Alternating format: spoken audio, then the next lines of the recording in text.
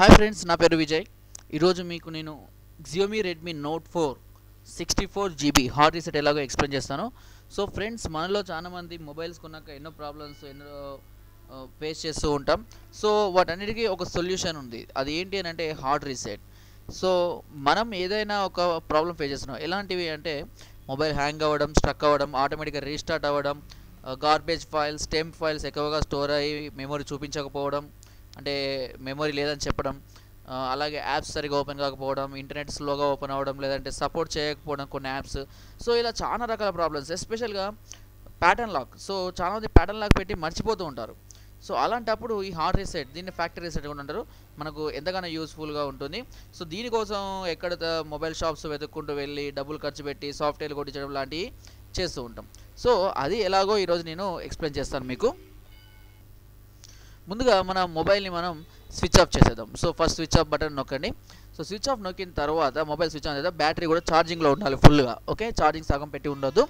So ఇప్పుడు mobile ఏం చేద్దామంటే volume up and power button, ఈ రెండు బటన్స్ని ఎట్ ఏ టైం ప్రెస్ చేయండి. Volume up and power button. Okay, so at a time press చేసి నొక్కి పట్టండి. ఎట్లా ఎంతసేపు అంటే దాదాపుగా 10 నుంచి 20 సెకండ్ల పాటు. ఓకే, సో ఎంఐ లోగో కనబడేదాకా మనం ఇలా చేయాలి.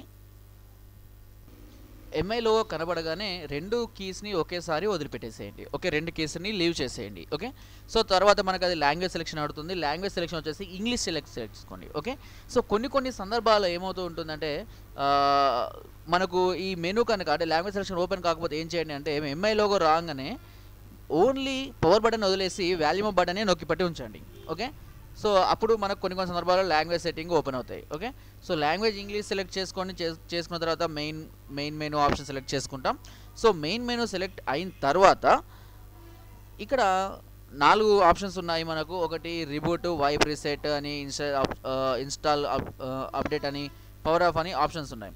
సో ఇక్కడ మీరు ఏం చేయండి అంటే ఇందులో వైప్ అండ్ రీసెట్ అనే ఆప్షన్ని సెలెక్ట్ చేసుకోండి. సో వైప్ అంటే అర్థం ఏంటి అంటే డిలీట్ చేయడం. సో మనం ఏవైతే సెట్టింగ్స్ పెట్టుకున్నామో, ఏదైతే ప్రాబ్లం, మనం ఏది ఇన్స్టాల్ చేయడం వల్ల ప్రాబ్లమ్స్ మనకు తెలియదు కాబట్టి మనం చేసిన ఆప్షన్స్ మీన్స్ ఇన్స్టాల్ చేసిన యాప్స్ అన్నీ కానివ్వండి, డాక్యుమెంట్ సెట్టింగ్స్ అన్నీ కూడా డిలీట్ చేసేసి రీసెట్ అంటే మనకు ఇదివరకు ఎలా ఉందో మొబైల్ అలాగే రీసెట్ చేయడం జరుగుతుంది. సో దీన్ని సెలెక్ట్ చేసుకోవడం కోసం మనం volume up and volume down బటన్స్ని సెలెక్ట్ చేసుకుంటాం.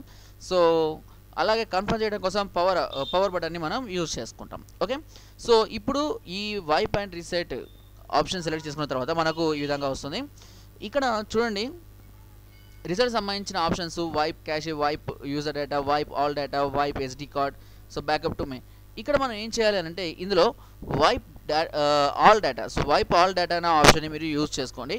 సో వైప్ ఆల్ డేటా అంటే అర్థం ఏంటి అని అంటే టోటల్ డేటా అంటే క్యాష్ కానివ్వండి, అలా యూజర్ డేటా కానివ్వండి, మీరు పెట్టుకున్న సెట్టింగ్స్, లేదంటే కాంటాక్ట్స్, గేమ్స్, సాంగ్స్, మూవీస్, లేదంటే మీరు డౌన్లోడ్ చేసుకున్న యాప్స్ కానివ్వండి. సో కంప్లీట్గా అన్నిటినీ కూడా అది డిలీట్ చేసేస్తుంది. ఓకే, డిలీట్ చేసేసి మనం మొబైల్ కొన్నప్పుడు ఫస్ట్ ఏవైతే యాప్స్ సెట్టింగ్స్ ఉన్నాయో అవి మాత్రమే ఉంటాయి. ఓకే, ఇక్కడ కూడా సెలెక్షన్ కోసం మనం volume up and volume down buttons use చేస్తాం. ఓకే చేయడానికి పవర్ బటన్ యూజ్ చేస్తాం. సో వైప్ ఆల్ డేటా అనే ఆప్షన్ని సెలెక్ట్ చేసుకోండి. ఓకే, ఇది టోటల్ డేటా మొత్తం అంతా తీసేసిన తర్వాత మళ్ళీ అగైన్ మెయిన్ మెనూకి వచ్చేస్తుంది. సో ఇక్కడ మెయిన్ మెనూలో మళ్ళీ అది రిబూట్ అనే ఆప్షన్ అడుగుతుంది. మళ్ళీ ఇక్కడ రిబూట్ చేసుకోండి. ఓకేనా, సో రిబూట్ అంటే అర్థం ఏంటి అని అంటే మన మొబైల్ అనేది మళ్ళీ రీస్టార్ట్ అయిపోతుంది, హార్డ్ రీసెట్ సక్సెస్ అయిపోతుంది.